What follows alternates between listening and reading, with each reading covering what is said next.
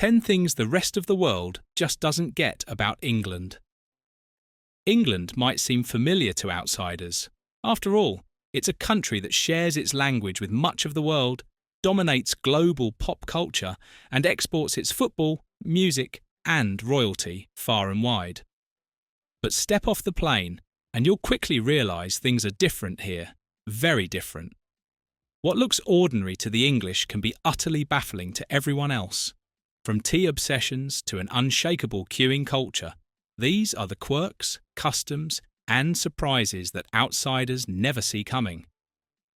10. Saying one thing, meaning another. In England, I'm fine doesn't always mean someone is fine. It might mean they're annoyed but hiding it politely. That's interesting could mean that's nonsense and we should catch up sometime often means absolutely nothing. This isn't dishonesty. It's politeness wrapped in coded language. British culture favours subtlety over bluntness. Many English people avoid direct confrontation and express disagreement with layered meaning, soft tones, and carefully chosen words. To the rest of the world, especially places where direct speech is valued, this style can be totally confusing. Americans might interpret it as passive-aggressive. Germans might find it inefficient. But in England, this verbal dance is an art form. It's one of those things the rest of the world just doesn't get about England. Conversations here aren't always about what's said, but what's implied. 9. Obsession with the weather. Walk into any shop, chat with a taxi driver, or join a queue, and you're almost guaranteed to talk about the weather.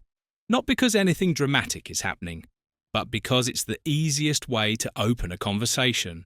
In England, weather talk is not about the climate itself, but the social function it serves. It's the most neutral way to break the ice without getting personal. It's both filler and foundation, the safe middle ground in a country where privacy and personal space are sacred. Rain, expected, sunshine, a national event. Fog, part of the brand. Foreigners often find it funny how often Brits bring up drizzle or mild temperatures. But this habit is woven into daily interactions and has become a defining trait of British culture.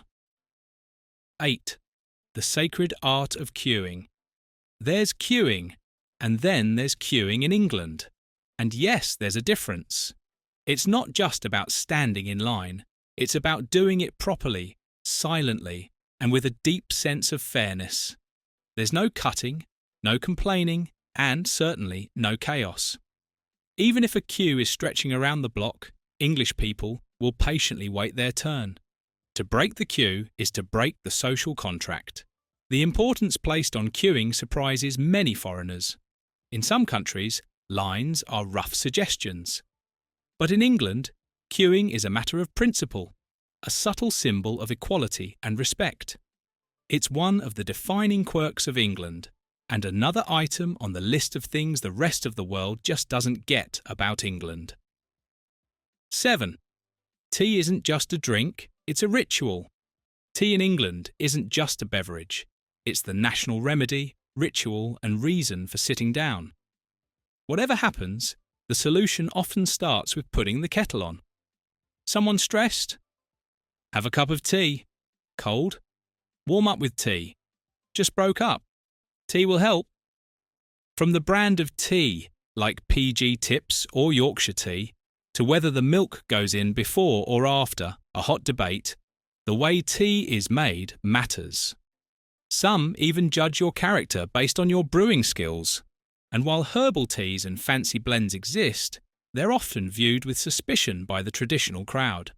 English traditions lean toward the classic black tea with milk, strong, straightforward, and always served in a mug, never a dainty cup.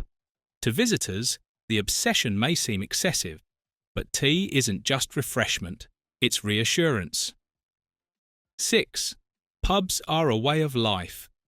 Pubs in England are more than just places to drink. They're social hubs, historic landmarks, and, in many cases, the beating heart of a local community. It's common to see families dining, colleagues chatting, and elderly regulars sipping pints in their favourite spots. It's not unusual to find kids playing in a pub garden while grandparents share Sunday lunch. For many, the pub is a second home. It's where milestones are celebrated and problems are pondered over a pint. Quiz nights, open mics, darts tournaments. These events are less about entertainment and more about togetherness. To visitors, a pub might seem like a casual bar, but in English culture, it's part of daily life, not a weekend escape. 5. Place names that defy logic. One of the first surprises many foreigners encounter is how English place names are pronounced. Gloucester, it's Gloucester. Leicester, Leicester. Bicester, Bicester. Reading? Not what you think, it's Reading. The mispronunciations are so common that locals have learned to decode them instantly. You'll never be judged for getting them wrong, but you will be gently corrected with a grin. The names often stem from Old English, Celtic, Norse, and Latin influences. Over the centuries, spelling stayed, but pronunciations changed. It's one of the most confusing elements of life in England for tourists, and often turns travel into a bit of a linguistic treasure hunt. 4. The royal family, national icons or tabloid fodder. To outsiders, the royal family seems beloved by all. After all, they're plastered across newspapers, celebrated in ceremonies, and constantly talked about. But inside England, things are far more nuanced. Many admire the monarchy as a source of national identity and stability. Others question its relevance, cost, and media coverage. Some follow royal news with soap opera-like obsession, while others roll their eyes at every headline. This complexity often baffles foreigners. In countries without royalty, the fascination itself is strange. But even in monarchies, the British version, with all its pomp, scandal, and family drama, stands apart. It's a peculiar blend of respect and satire. And yes, everyone has an opinion. 3. Understatement is a way of life. Someone's house burned down. A bit of a disaster, really. Got promoted at work. Could be worse, I suppose. Found out your dog can juggle. That's mildly impressive. British humour and communication style revolves around understatement. Rather than gushing or complaining, Brits prefer to keep things measured, even when the situation is anything but. It's partly about modesty and partly about humour. The less emotional the delivery, the more amusing it becomes. It's also a defence mechanism. By downplaying everything, you never seem too boastful or too bothered. This type of self-control can confuse cultures where emotions are openly displayed. But in England, understatement is often the loudest way to say something without shouting. 2. Apologising for no reason at all. Say sorry in England and you might get 5 back. Someone bumps into you. You apologise. You reach for the same item in a shop as someone else. You apologise. You arrive early. Apologise for being too keen. Arrive late. Apologise again. Saying sorry doesn't always mean you're wrong. It just means you're aware of others. In some ways, it's a shortcut to showing empathy and avoiding conflict. In British culture, it's better to over-apologise than risk offending someone. It's a national trait that confuses people from cultures where sorry is reserved for serious mistakes. But here, it's more like saying, excuse me, thanks, and pardon, all rolled into one. 1. Humour that outsiders don't always get. British humour is dry, sarcastic, ironic, and often self-deprecating.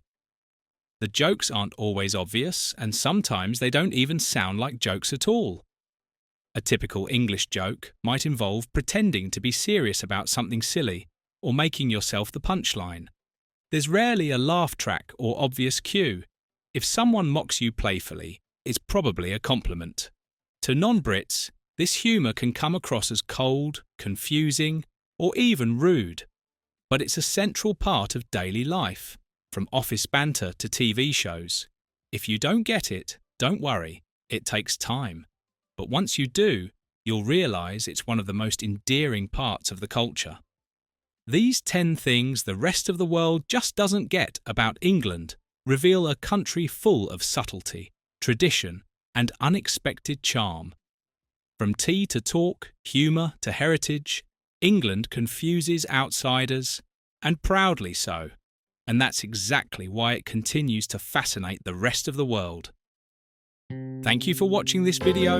Please don't forget to subscribe and turn on the notification bell.